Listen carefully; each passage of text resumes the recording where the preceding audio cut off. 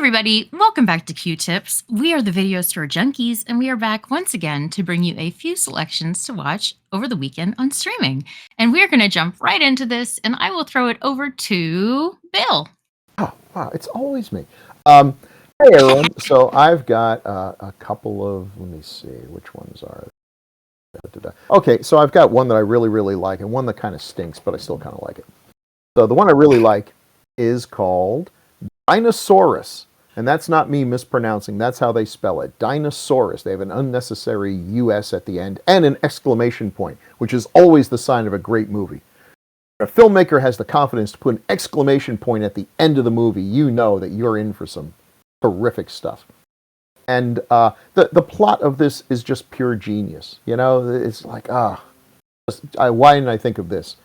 A bunch of guys are digging on an island, some Caribbean island, and they find two frozen dinosaurs, a Tyrannosaurus Rex and a Brontosaurus, which of course never did exist at the same time, and also could never have frozen to death. And why are you such a thief of joy that you worry about things like that? Jesus, just go with it. There's two frozen dinosaurs on an island with a bunch of lightning storms. You got it. The lightning brings them back to life because that's science. Also, there was a caveman.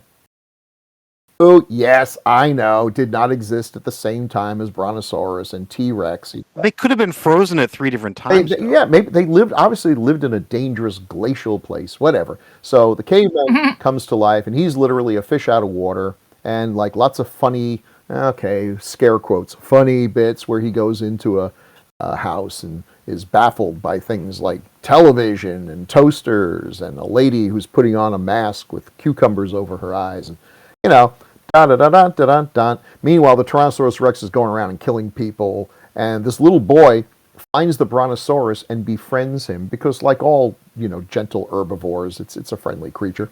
So he gets to ride on the back of the dinosaur with the caveman. And my little 7-year-old self is like, why is this not known as the greatest movie of all time? You can keep your Citizen Kane's blah blah blah blah sled. Who cares? This kid's riding on the back of a Brontosaurus.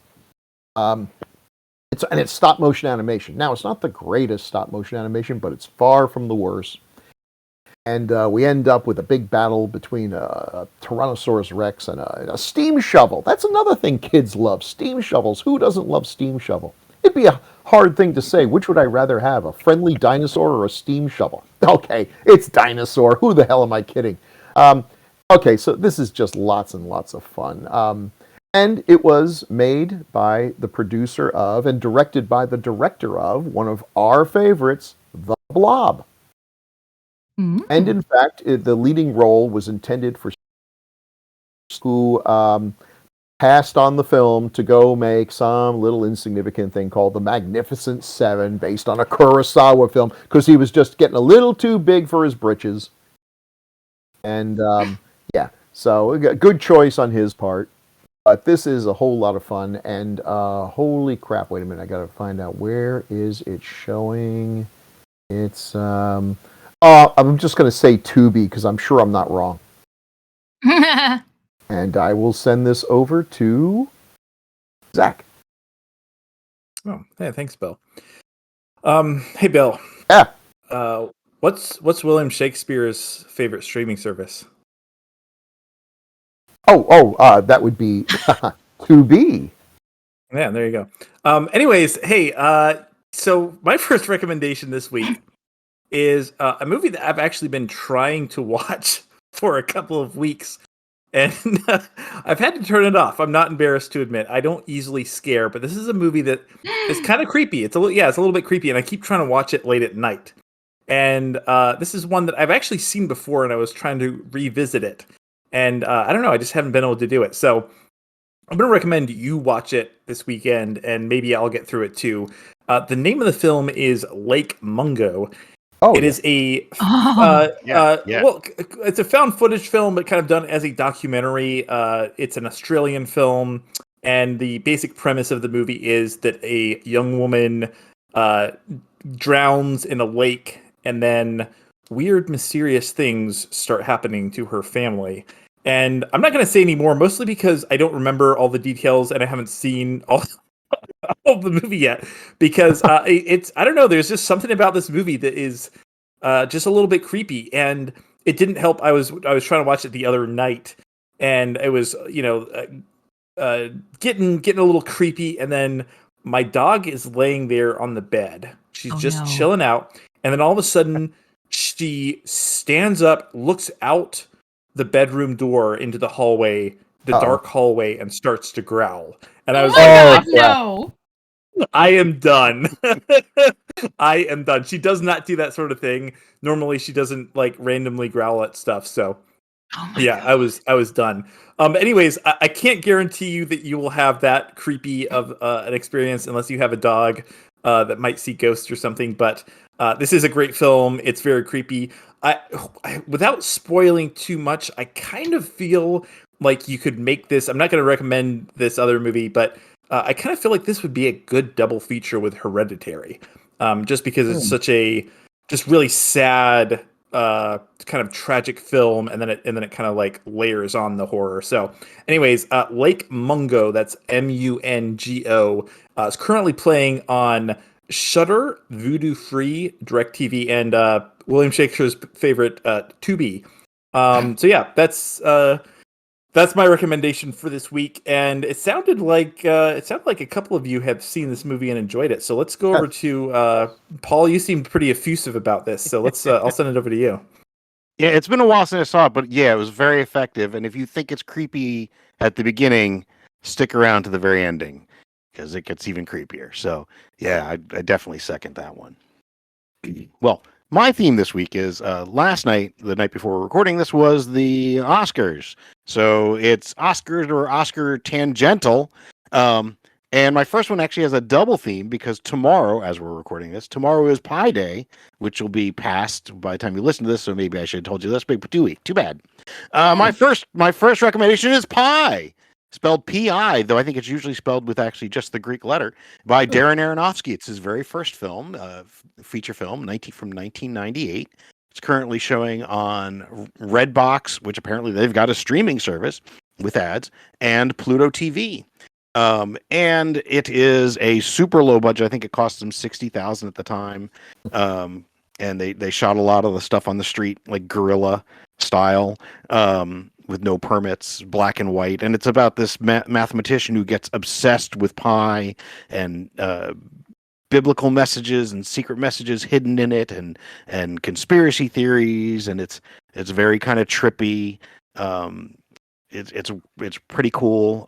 I believe, and it's gonna be, of course, after we've already said this, but right now, I think either this past weekend or actually tomorrow for Pi Day, they were re-releasing it in IMAX, which would be interesting because it was not really shot on IMAX because it was only $60,000.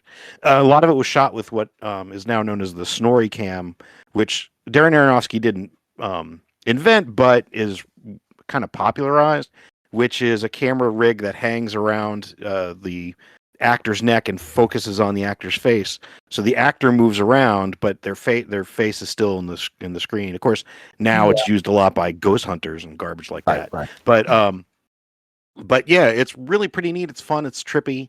And of course, Darren Aronofsky was his film The Whale was nominated, and of course, Brendan Fraser won for Best Actor last night for that. So Pi by Darren Aronofsky on Redbox and Pluto TV.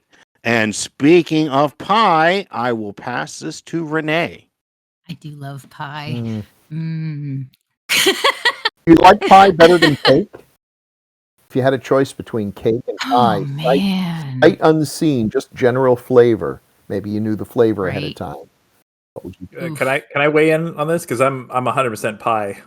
Are you 100% pie? Yeah, Yeah. that's a tough one because I really love pie, but I also really love cake. I just remember Make a- from my logic class that someone says, "Do you want this or that?" It's a fallacy that you have to choose one. You can say both. So there you go. Well, there was that time I put the pecan pie inside of the cake. I was gonna say There make is a a- pie cake. Well, they do. They Yeah. make pie caking is a thing that it is a thing. So Pie cakins. weren't you going to do that for us for one I Thanksgiving? thought I Renee? did. Didn't you? Yeah, I thought you did I make do a it. pie caking. Yeah, Yeah. So Yeah. yeah, pie caking. yeah, we did. I'll just have that. There you go. Oh my gosh. Well, thank you. My recommendation actually will work out pretty well because if you are scared shitless watching any of your suggestions, you can watch this and maybe it'll help you fall asleep. This is it's just a good old goofy 80s campy just goof fest.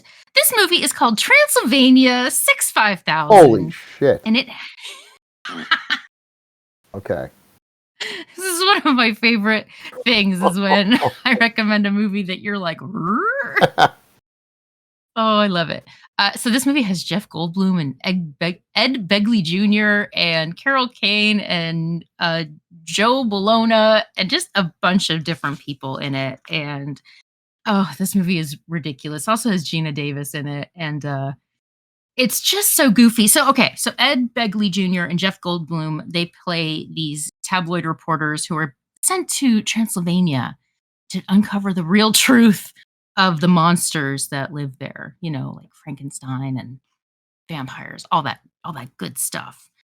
Yeah, it is ridiculous. I want to say the director Rudy DeLuca was, I believe, also involved in Spaceballs. So if you know, that kind of gives you an idea of the kind of humor you're working with. And you can watch this movie on Amazon Prime or Tubi. Yeah, so that's my very first recommendation. Wow. And on that note, yeah, you're welcome. I'll pass this That movie's back got, to you. that movie's got exactly one thing going for it, and that's Gina Davis in a sexy vampire outfit.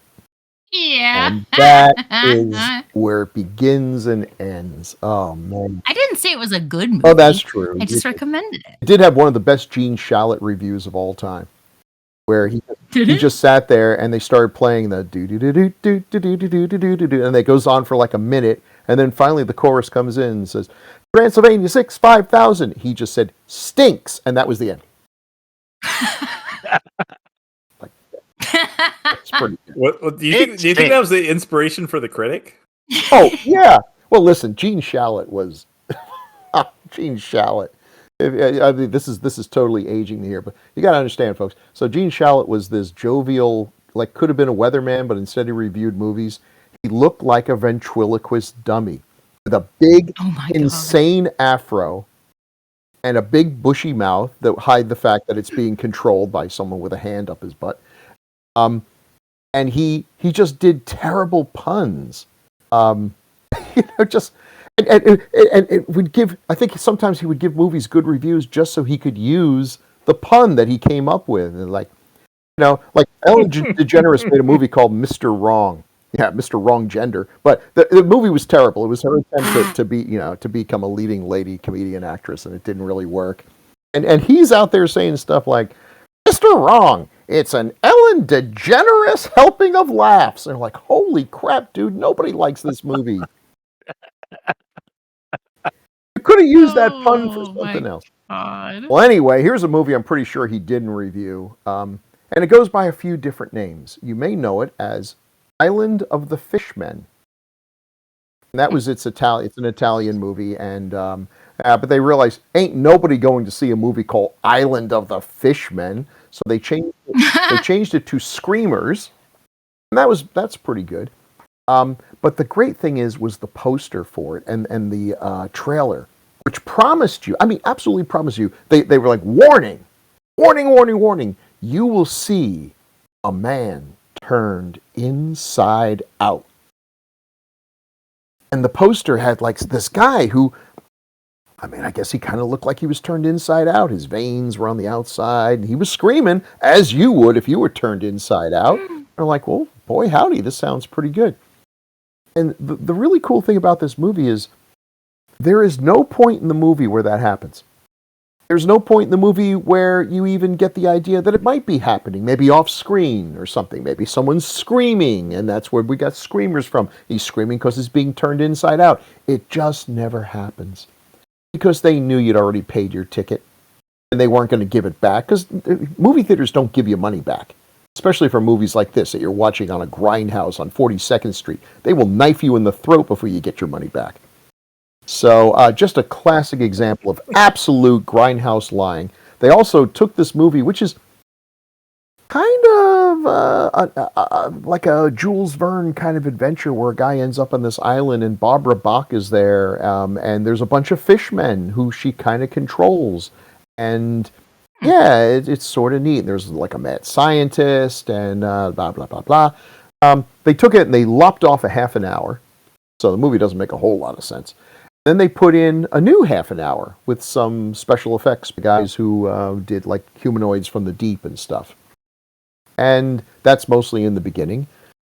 This is where, if they had wanted to, they could have shown a guy get pulling inside out. Why not? But anyway, so it's kind of got, it's sort of been rediscovered, that people desperately trying to put on some H.P. Lovecraft onto anything. And, H.P. Lovecraft, he was all about the fishmen. And this one does have fishmen. And you know what? They're not half bad. They ain't Creature from the Black Lagoon, but they're not half bad. They're pretty cool and everything. So so it's got some extreme gore in the beginning, thanks to us. And this movie, I think, like 4 or 5 times. I'm reading this here where it says a scene of a man being turned inside out was filmed specifically for inclusion in a trailer designed to lure in people. Oh, here's the great thing. This movie was released under so many titles that it is possible you went to go see Island of the Fishmen, and then you went to see Something Waits in the Dark, and then you went to see Screamers, and you realize that you just like taken your hard-earned money and paid to see the same damn movie. Sucker. Oh well. So there you are. Now this one is definitely on Tubi because I was looking for it, and Tubi came right up on my computer and started playing. God bless the people on Tubi. They not only have the movies, they'll just show it to you. I don't know how they make any money. I don't know what they did and how they do this, that they get all these great films and just show them to you for free, but God bless them. And I will send this over to Zach. Zach. Yeah. Thank you, Bill. I'm gonna I guess kind of second your recommendation. I actually totally forgot. I watched this movie a few weeks ago, and then I was gonna do a double feature suggestion because I was gonna recommend this, and then I was gonna recommend Screamers. Really? But yeah. But then I totally forgot to do that. So okay. yeah, I was gonna recommend the 90s movie with Peter Weller. But anyways, let's move on. So I mentioned Lake Mungo, very scary. Have yet to actually make it through the whole movie. But after I try to watch it for a few minutes and I get creeped out and I get a little chill down my spine, I gotta have something to laugh at. And I've recently discovered a show that's actually been around for a long time. I've never actually sat down and watched it until recently. And I'm glad I did because it is absolutely hilarious. The name of the show, some of you may be familiar with this one, The Venture Bros. This is about Venture Brothers. The show is about Hank and Dean Venture, whose father is he's a scientist, an explorer, and him and their trusty bodyguard Brock Sampson go on adventures, and it's so stupid, and I mean that in the best possible way. Dr. Venture is voiced by James Urbaniak, and then Brock Sampson is oh my god, what's his name? I'm Patrick Warburton. It's totally hilarious. I kind of wish that I'd watched this show sooner because it's just so like off the wall dumb. It's kind of a play on like the classic like Johnny Quest type shows. Oh, yeah. If you're familiar with those, but it's just very dumb. They have one of their Dr. Venture's arch nemesis is the Monarch, and he's just a guy who just like dresses up as a butterfly. Anyways, and he has all of his henchmen dress up as butterflies. It's very stupid. It's very funny. I just started watching it, and I'm like, yeah, I can see why this. I think it was like one of the longest running shows on Cartoon Network, but. You can catch all. I think there are like 7 or 8 episodes, or 7 or 8 episodes. It's a very short show. 7 or 8 seasons, which is actually still not very many seasons because apparently it took them forever to get seasons out. But they're all on HBO Max right now. So you can, if you're like me and you get creeped out trying to watch Lake Mungo, you can click over for some Venture Brothers and laugh your ass off. It's great stuff. It's a really intelligent, funny show, and they make references that you think, am I the only person who even gets this? Which probably means there's a whole bunch that I don't get because I'm not as smart as I think I am. But the ones I get are really cool. Which, by the way, let me just throw a little another little suggestion in here. If you're on the Twitters, which I know most people aren't these days because it's kind of turned into a shithole, but James Urbaniak is still on there and he still posts occasionally.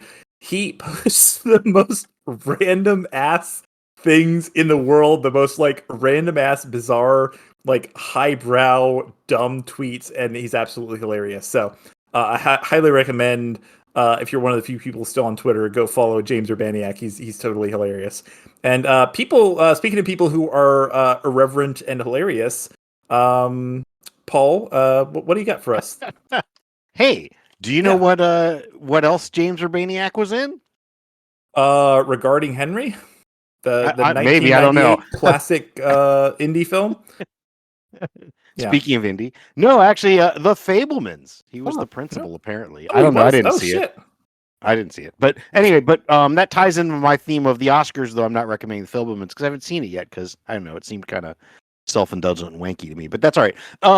But I haven't seen it, so how can I judge? But did you say in honor of Michelle Yeoh winning, what? Did you say the movie The Oscar?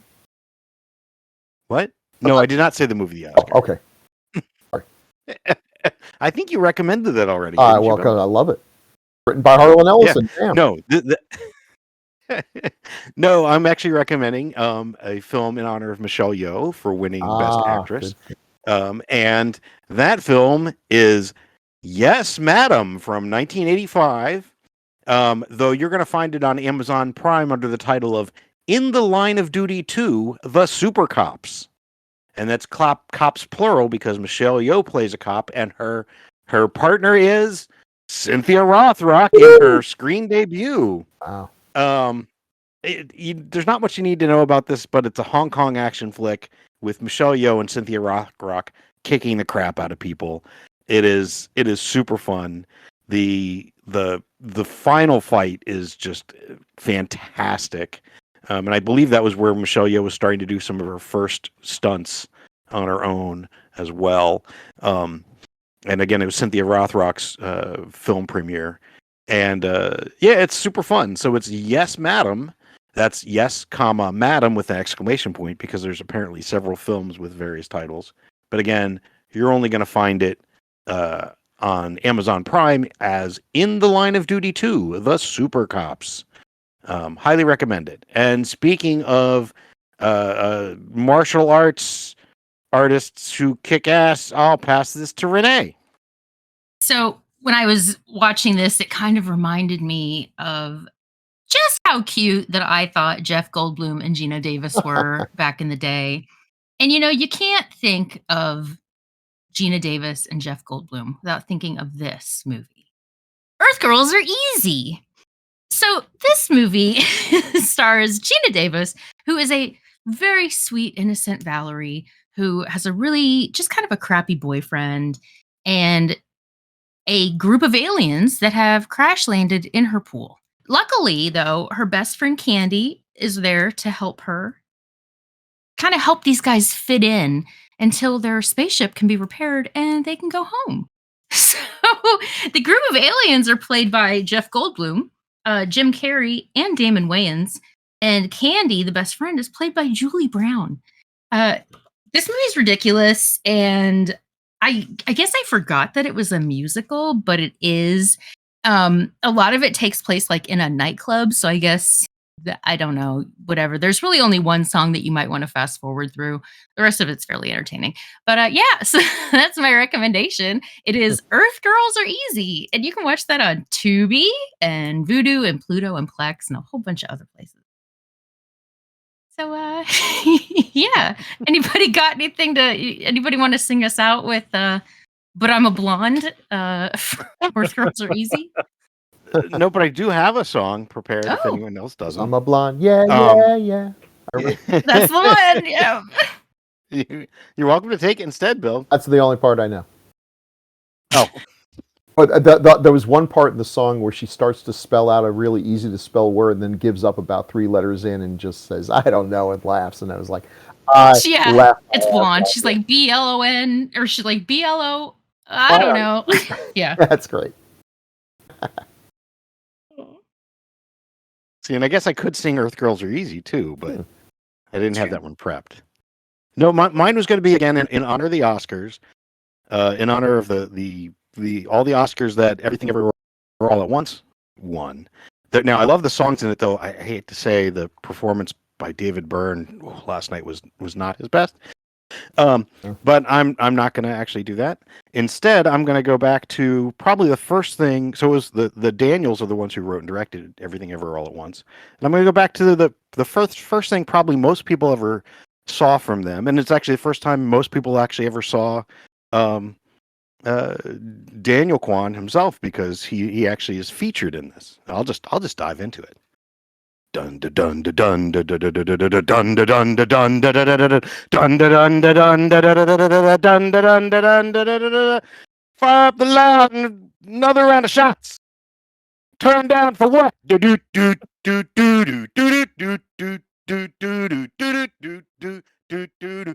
Turn down for what? For the weekend of March 17th, Bill recommended Dinosaurus, available on Hoopla, and Screamers, available on Tubi. Paul recommended Pi, available on Redbox and Pluto TV, and In the Line of Duty 2, The Super Cops, available on Amazon and the Criterion Channel. I recommended Transylvania 65000, available on Prime Video and Tubi, and Earth Girls Are Easy, available on Tubi, Redbox, Pluto, Canopy, and Plex. Zachary recommended Lake Mungo, available on Shudder, Vudu, Tubi, and DirecTV. And The Venture Brothers, available on HBO Max. I don't think I put enough doo-doo-doots in there, but you get the idea. What the hell? Have you ever seen you never saw the music video for Turn Down for What? No, I never heard Turned Down for What. Oh, Bill, Or I maybe- will post it in the chat for Maybe you. I did, but they were actually someone who could sing was singing it, and I just don't recognize it. But I don't know. I'm not being funny. Well, it is primarily musical, Yeah. So Huh. it is. Who sang it? Oh crap! Little John, isn't it? No, I don't think it's Little John. Is it? Is he in it? Somebody. I don't know. It's Somebody somebody. sang it. Let's Yeah. see. Okay, that narrows it down.